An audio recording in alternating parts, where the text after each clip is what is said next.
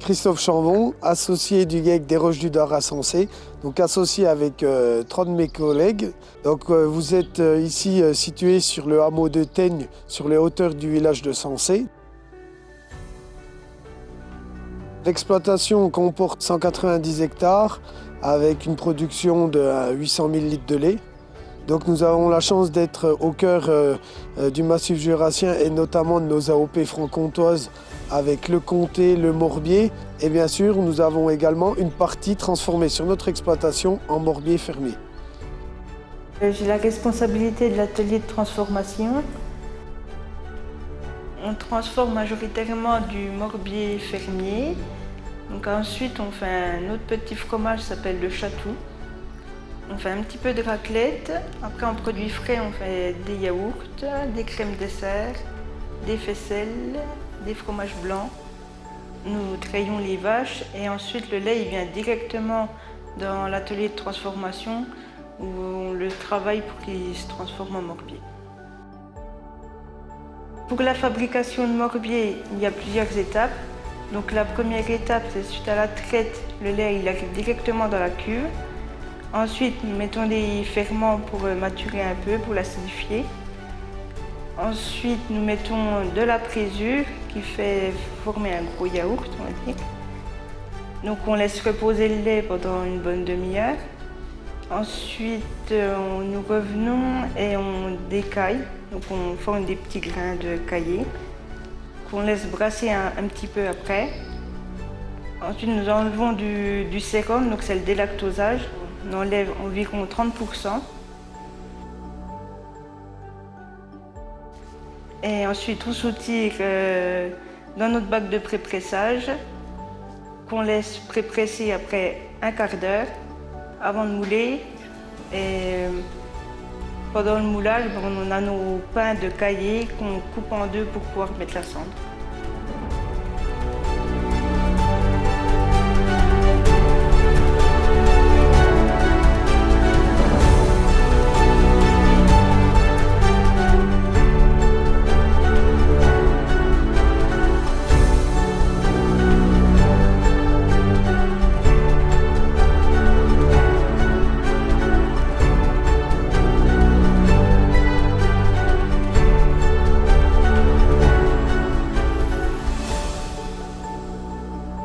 Ensuite, on presse. Et après le pressage, on dérogne, on les retourne.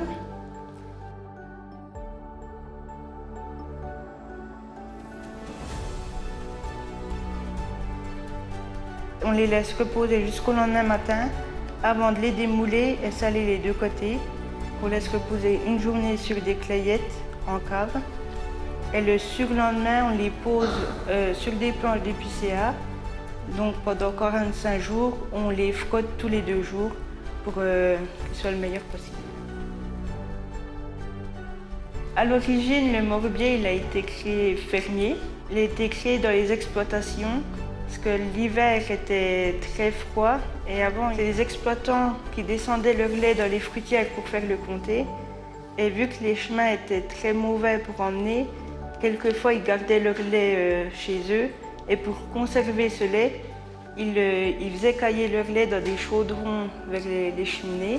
Et vu qu'avec une traite, ils n'avaient pas assez de lait pour faire un fromage, ils mettaient une partie du caillé, ils le protégeaient avec la cendre du chaudron qui était autour, pour pouvoir mettre la deuxième traite du jour par-dessus et former le morbier.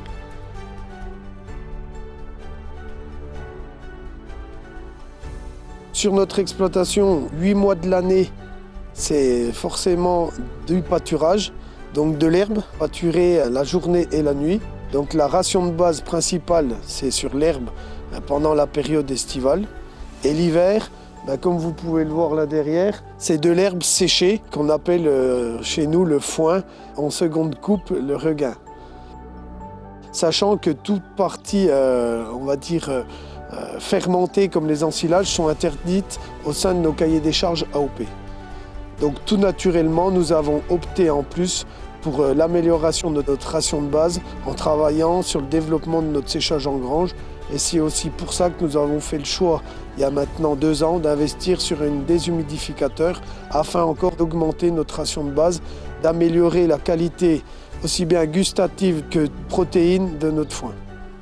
Au niveau de la transformation fermière au sein de notre GAEC, on ne cherche pas non plus les records de production laitière. Par contre, on cherche aussi d'avoir en permanence des taux réguliers au sein de la fabrication tout au long de l'année. Donc c'est aussi pour ça qu'on a des vélages toute l'année. Et bien sûr, du lait de qualité et puis du volume suffisant pour avoir assez dans la cuve. Ça fait des générations que nous travaillons sur la passion de cette vache. Donc bien sûr, en tant qu'éleveur, nous faisons vraiment attention à leur santé.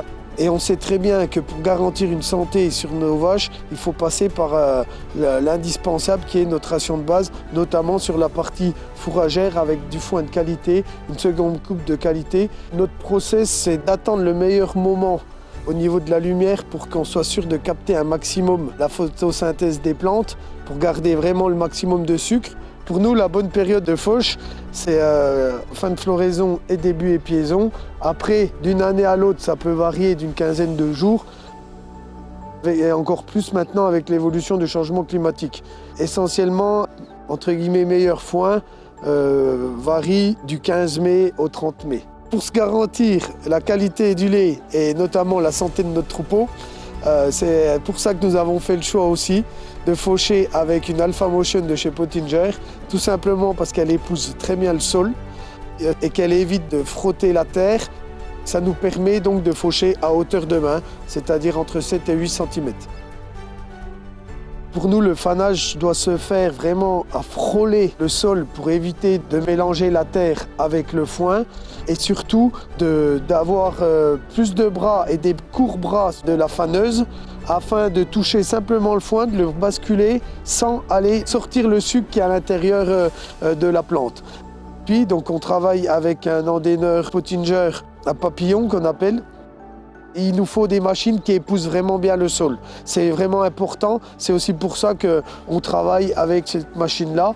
Pour l'endainage, ce qui nous paraît vraiment important au sein de l'exploitation, c'est d'avoir les rotors qui puissent épouser le terrain. C'est pour ça que notre endaineur est équipé des roues de jauge à l'avant afin de vraiment bien ramasser le foin au sol sans aller creuser et gratter pour éviter toute contamination de terre. Pour la récolte, le choix s'est fait naturellement sur la Faro, tout simplement grâce à sa qualité, toujours pareil, d'arriver à suivre le sol. Une machine où vous descendez le pick-up et qu'après elle va épouser à chaque fois le sol, sachant que nous sommes dans une région vallonnée avec des sols karstiques, donc c'est-à-dire que vous pouvez vous retrouver avec des bosses réguliers dans nos champs. Et ça, c'est une qualité pour nous, cette machine, qu'elle épouse le terrain. Après d'avoir fait le choix du pick-up rotatif, qui n'abîme ni le fourrage et permet un débit de chantier, car aussi nous avons des parcelles à distance et d'avoir un bon débit de chantier nous améliore aussi le rendement à la journée. La qualité de cette machine, c'est également son grand volume et son chargement automatique, car on sait qu'elle respecte le foin par rapport au tassage, sachant qu'on le ramasse relativement humide. Dès que ça sonne, on arrête, on vient directement griffer et on n'a pas de plaques compactées au déchargement. Et pour faciliter le séchage, c'est un grand avantage. La plus grande fierté de faire ce métier chez nous, c'est déjà de pouvoir justement travailler avec nos animaux. La passion de l'élevage, la passion de notre Montbéliarde, qu'on vit de génération en génération, tout ça pour nourrir en plus la population. Aujourd'hui, on parle de souveraineté alimentaire. Qui a la chance de faire le plus beau métier du monde à part nous les agriculteurs? Et pour nous, c'est ça qui est formidable.